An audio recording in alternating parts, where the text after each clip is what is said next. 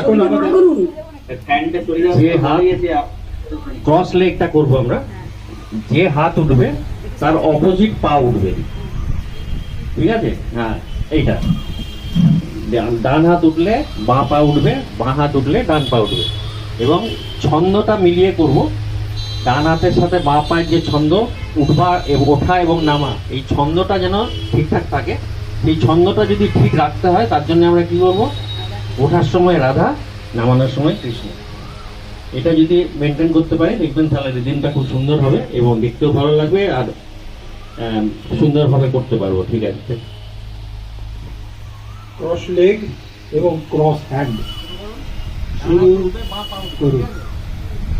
Radha Krishna, Radha Krishna, Radha Krishna.